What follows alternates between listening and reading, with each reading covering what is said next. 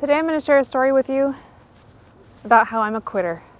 And there's a lot of things I don't quit, like drinking Diet Coke and cheating on the New York Times crossword puzzle, but there are far more things that I do quit. I just kind of stop doing the thing because I lose interest. It's not like I'm like, I quit. It's more like, I'm bored, / I don't think I can do it. And I don't want to get into all the things I've quit because it's a long list and I kind of have some shame about it. But one thing I did quit a lot, and I considered a lot, and I gave up on a lot, was getting my drone pilot license. And if someone were to ask me, Emma, what are your hang-ups? Why do you keep quitting stuff? And with this one, I would say, I don't know. It seemed hard. There was a test involved. I was nervous I'd fail the test and waste my money, and I just couldn't focus long enough to do what I needed to do, to complete the things so I could fly a drone legally and commercially. It's just like an emotional maturity thing, and that's kind of annoying, but it is what it is. And I pretty much decided that I would just never get a drone pilot license, that I would keep telling people I was thinking about it and wait for someone to get excited enough that maybe that would motivate me to do it. But internally, secretly, even keeping it a secret from myself, I think I decided it just wasn't going to happen. But then something changed. I had my baby, and I wanted to be more financially successful, and I thought a drone might be an easy way to just have a little boost. So then I started studying. I studied when I wasn't editing. I studied at my desk. I studied with her on my lap on the boppy while she was nursing. And slowly I started to absorb the information I needed to know. Even though I had this really messy, tired postpartum brain, she was a baby, she was so little, I was able to do it. And eventually I felt confident enough in the information to sign up to take the test. So once I took a couple practice exams, I did. I signed up for the test, I put down money, and sent up a little prayer that it would work. It wasn't like I couldn't afford to take the test again if I failed. But I didn't know if emotionally I could afford to retake the test and fail a second time. So I was really hoping I would get it the first time. I went to a local technical school in Manhattan. Okay, I gotta think because I have to write down what I got and I don't remember what it is. How does this place work? Anyway, pause. Let me do this and then I'll tell you more. I got a little bit distracted in trying to figure out how to pay for my potatoes. This is like a really cool place where you can just show up. It's a honor system shop, so no one runs this store. You just show up, buy the things, leave the money in the money box, or like Venmo them.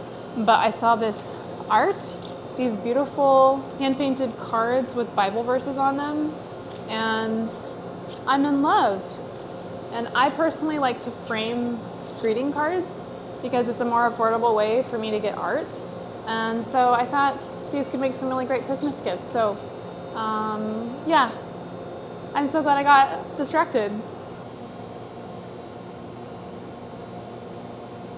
In case you're wondering, the artist is Hannah Dunnett. Ben and Hannah, Hannah, Dunnett.com.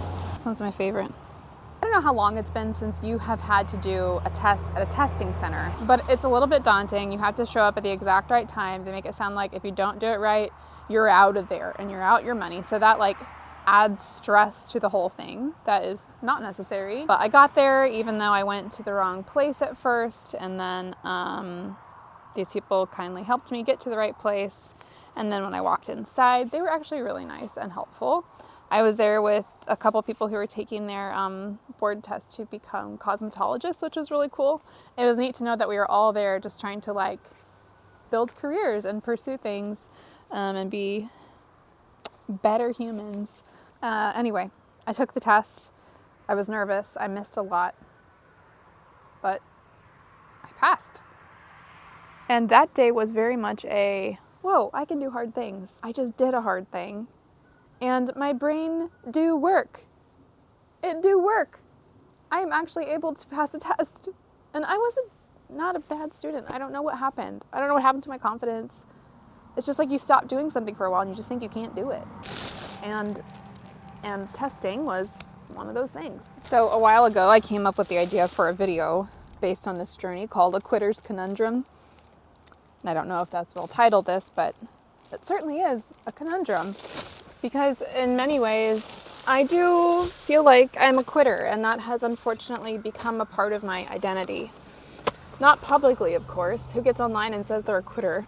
Well, I guess I do today. But privately and internally, I felt like a quitter. And what a conundrum it is when I don't quit. And what makes me just burst with joy about the whole thing, and is probably a little sad, frankly, is that what motivated me was my family. I have 2 bonus daughters, and they have 4 parents, so they're well taken care of. But my baby girl just has me and my husband, and it drove me, as so many people have said, it's such a cliche, but it drove me to do the work, to take the risk, to spend the money so that maybe I could give her a more secure future. And I wish that I could say that myself as the motivation was enough, but it wasn't. And I really don't want to come off as like this self-sacrificial, all-loving mom, because I'm so selfish in so many ways. And I like truly am. I'm not saying that so you tell me I'm not. I know myself. But I think it's a good thing to want to take care of your babies. And I think it's a cool thing to grow yourself for something greater than just yourself. So anywho, that's my quitter's conundrum, is what happens when the quitter stops quitting. Apparently she gets a little bit introspective. So I'm going to go get a Diet Coke. I just finished work here in Riley, Kansas, and call this video a day. Thanks for watching. Have a lovely day.